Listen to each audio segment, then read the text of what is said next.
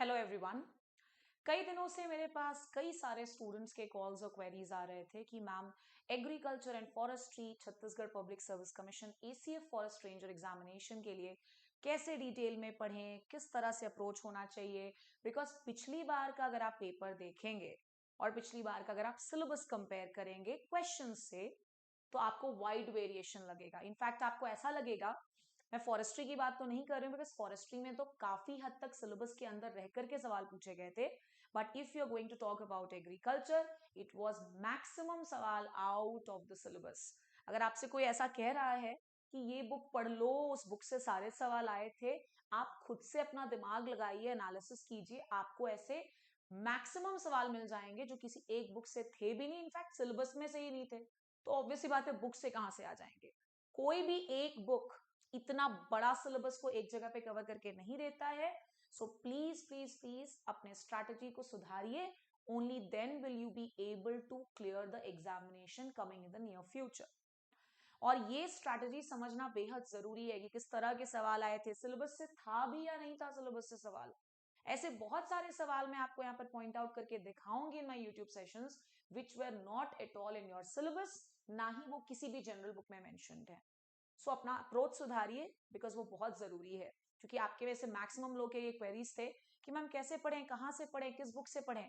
तो भैया एक बुक को तो रेफर किया नहीं जा सकता, ये चीज एकदम क्लियर रखिएगा, चाहे आप एग्रीकल्चर डील कर रहे हो चाहे आप फॉरेस्ट्री डील कर रहे हो। तो एक राइट अप्रोच के तहत मैं आप सभी के साथ इस यूट्यूब सेशन के माध्यम से सामने आना चाह रही थी कि आपको एटलीस्ट कुछ तो बेसिक समझ में आ जाए कि हमें कहां से शुरू करना है, कहां तक जाना है। जैसे फॉर एग्जाम्पल पिछली बार फॉरेस्ट्री में एक सवाल था जो कि आपके सामने आप सभी लोग पढ़ सकते हो। मैच द फॉलोइंग वाला सवाल था, जिसमें एक कॉलम में आपको कॉमन नेम्स दिए थे पेड़ों के और दूसरे कॉलम में उनके साइंटिफिक नेम से मैच करने के लिए कहा गया था। और बिल्कुल सही सवाल है ये। If you am talking about the forestry section, क्यों नहीं पूछना चाहिए। फॉरेस्ट के आपको साइंटिफिक नेम्स बिल्कुल आने चाहिए। आपको आने वाले समय में जब आप जॉब ज्वाइन कर लोगे उसके बाद भी आपको ये चीज काम आने वाली है। सो डेफिनेटली एक वैलिड सवाल था जो पूछा भी जाना चाहिए था। और ध्यान रखिएगा, आने वाले समय में भी फॉरेस्ट्री में आपको ये सवाल देखने को मिलेगा। हो सकता है किसी नए पैटर्न से पूछे। एक और सवाल था फैमिली, फैमिली ऑफ फॉरेस्ट्रीज को भी मैच द फॉलोइंग वाले सेक्शन में पूछा गया था। तो भाई ये जो तुरंत से आप जंप मारते हो ना हायर लेवल के टॉपिक्स पर, यही आपको गिरा देता है पेपर में। Start from the very basics, basics clear करते जाइए, स्टेप बाय स्टेप चलिए एंड देखिएगा आपसे सारे सवाल बनेंगे। सो आइए इस सवाल को आप लोग ध्यान से पढ़ लीजिए बिकॉज इस सवाल के पीछे का जो थ्योरी है वो मैं डेफिनेटली आप सभी को करवाने वाली हूं। और उसके बाद आप खुद से इस सवाल को लगाइएगा, आई एम श्योर आप सभी से ये सवाल बन जाएगा।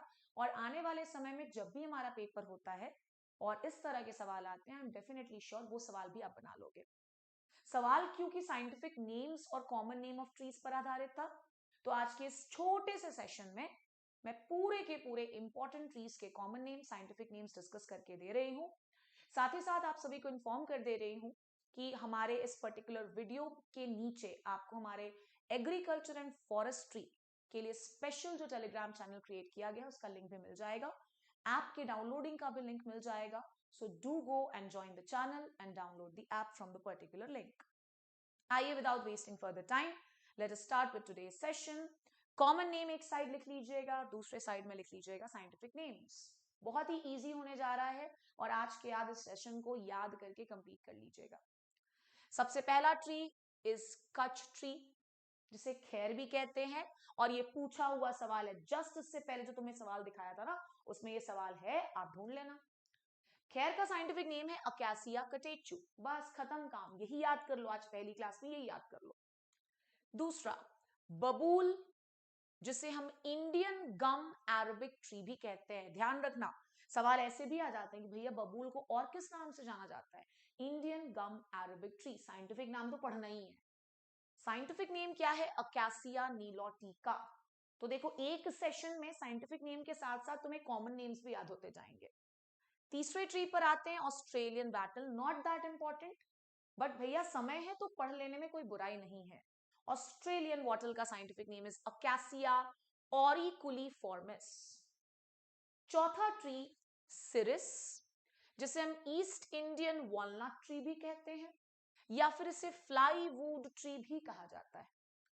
साइंटिफिक नेम क्या है? एल्बिजिया लिपेक। और मैं आपको बता दे रही हूँ, एल्बिजिया जो जीनस है ट्रीज का, ये बेहद इंपॉर्टेंट होता है, ध्यान रखना।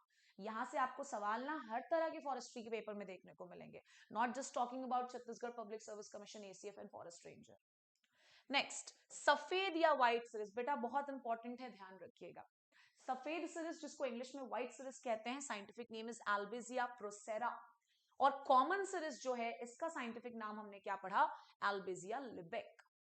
नेक्स्ट, एक्सल वुड ट्री, जिसे हम बटन ट्री भी कहते हैं, scientific name is Anogeissus latifolia. Next tree बहुत इंपॉर्टेंट है, एकदम इसको याद ही कर लीजिएगा, नीम या फिर मारगोसा ट्री।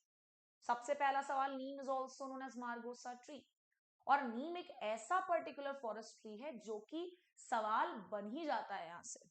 तो सबसे पहले आप साइंटिफिक नेम से तो शुरुआत कर लो। साइंटिफिक नेम इज आजादी राक्ता इंडिका। ऑब्वियस सी बात है, हर बच्चा जो एसीएफ फॉरेस्ट रेंजर का पेपर अटेम्प्ट करने वाला है वो बायोलॉजी, एग्रीकल्चर और फॉरेस्ट्री बैकग्राउंड से ही तो नहीं है ना। बहुत सारे आप में से ऐसे होंगे which are from engineering background, जिन्हें पता आता ही नहीं इन सारी चीजों का। तो अगर आप बेसिक से शुरू नहीं करोगे तो आप कैसे कॉम्प्लेक्स टॉपिक्स को समझ पाओगे, कैसे सिंपल सवालों को सॉल्व कर पाओगे? और अगर आप सिंपल सॉल्व नहीं कर पाओगे तो डेफिनेटली कॉम्प्लेक्स सवाल भी सॉल्व नहीं होंगे। इसलिए start from the very basics, जैसा कि आपको मैं पढ़ा रही हूँ। Next, flame of the forest, जिसे हम पलाश भी कहते हैं, बहुत कॉमन सवाल है, ध्यान रखिएगा। Scientific name is Butea monosperma. Next भाई, ये तो आप पढ़ ही लो, साल, साल का साइंटिफिक नहीं आया तो क्या ही नाम आया फिर आपको। Scientific name of sal is Shorea robusta. Next हमारे पास है teak. Teak again very important forest tree, scientific name is Tectona grandis. Tectona grandis.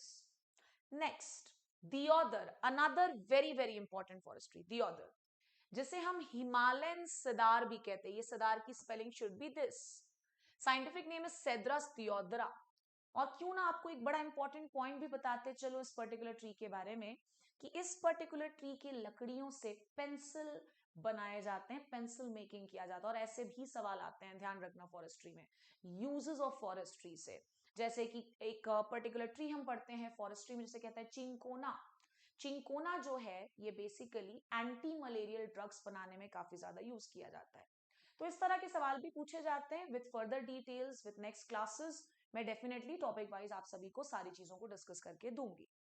Rosewood, ये भी सवाल पूछा हुआ था, go and check out the questions, आपको मिल जाएगा। रोजवुड का scientific name is Dalbergia latifolia. Next, again very important, shisham, भाई इसको भूल गए तो क्या ही याद रखोगे फिर। सीशम का साइंटिफिक नेम इज दालबर्जिया सीसू। ये वैसे भी आसान है, आप बना लोगे।